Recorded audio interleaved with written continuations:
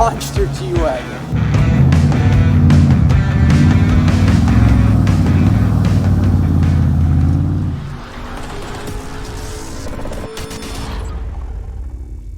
All right, now this thing is a monster. We're gonna look at it really quickly here. It's made by PIT or PIT 26. You can see their anodized logo here. It's like a squid, I guess. And I believe they had the bumpers designed through 3D, through CAD, and it really looks good. 2021, I mean, looks great.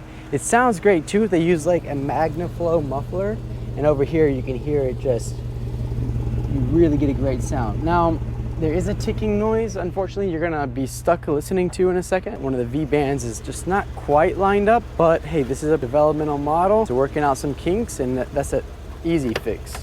All right, so here we go. We're inside the Monster G-Wagon, dude. This thing is nuts. All right, let's see what it's like to drive. Being this big, you would think like, okay, you'd be scared to drive it around. And it does take some getting used to the feeling of this wide of a body. But it's really not that bad, especially with the amount of power that it has. The pick up and go really feels like you have the confidence to rip around in traffic. But don't rip around in traffic, because while you may have the power to do it, you don't have really the braking power. Now they do upgrade the brake pads with some semi-racing compounds, as well as RBF 660 brake fluid. Don't bore the brakes and you get good brake feel, but when you press the brake on this thing, you definitely keep braking and braking and braking and braking. And no, don't suggest in the comments that we switch this to carbon ceramics, because those are, I just do not know. It's just so expensive for those. They're gonna make noise. No, only carbon ceramics. Goodness, can we get in here, man? What is going on? Thank you, buddy. I am doing that same thing right now.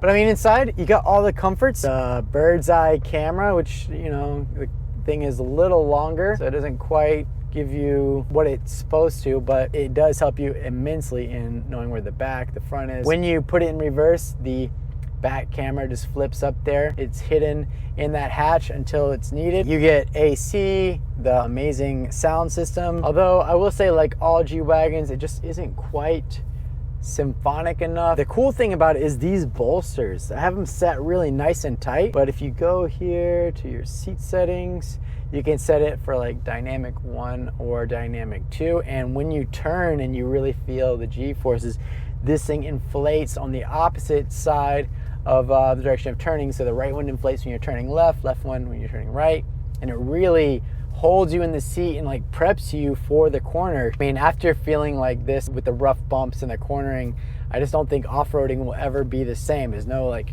bouncing around in a big old loose seat with this thing. This thing looks so factory with the bumpers and everything. It looks so clean that it's easy to forget that this is not something that Mercedes makes. They do make the, you know, Brabus 4x4, but that's just like a big 4-door regular G-Wagon. If you want something similar with the truck bed, you got to go to the Landaulet, right? Which they made 99 of those, and they're selling for 1.2 million new. But it's got a soft top back there that always makes noise when you're riding, and it's got that middle wall, and the back seats are so far back that it's like if you're riding with your friends, it really feels like they're a long way away. It just is not quite like this. Like me, my homies riding, cruising, and you know, if someone wants to jump in the flatbed back, then they can. This is, I think, better. It's a better deal than the Landaulet. This being a huge bargain then at $500,000. All right, so what all does this thing have over the stock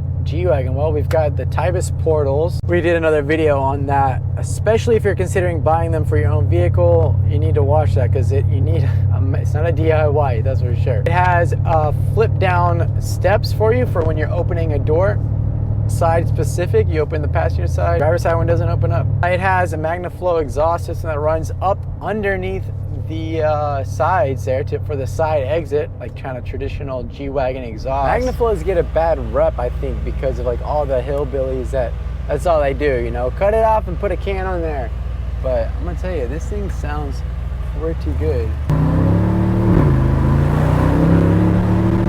It has custom front bumpers and rear bumpers. It It has the roll bar. They're making a special bike rack for it. It has a sick, you know, truck bed. Obviously that's not a factory. In the back bed, this client wanted a lock box, perfect for if you've got a full cabin of people and you want to take some stuff with you, or if you're in a pussy ass state like California and you want a legal way to carry your AR to the range. Or you could also put a jack for high access, because you're definitely going to need it. You can't change the tires on this thing with a regular jack. What does it have factory? Well, you know, all the other stuff. This thing feels like you just could go anywhere with it. You know, I love the soft roll of the body, the tire flex. It makes me want to jump it. But don't jump it. This thing is so heavy and long. I don't really think it's a good idea to jump it, but somebody's going to try to jump this thing. Oh, man, that's sick. Go anywhere in this thing, everybody is looking at you. Everybody's taking photos and videos or spitting at you. That does happen because we are in LA and have a bunch of people who are pissed off about the amount of gas that you're burning. So how did they get this lift? How did they get it so high and monstrous? Well, obviously the 38s raise it quite a bit. To get those 38s to fit and to provide you a little bit more ground clearance, they have these Tibus portals on each wheel, and what it is basically a gearbox. We made another video just about those. Extremely expensive. They do kind of gear down to compensate for the larger tire sizes, not the weight, not the added mass of the gears in the Tibus, but the tire size. So you do get, you know, a more accurate speedometer and a little bit more pep.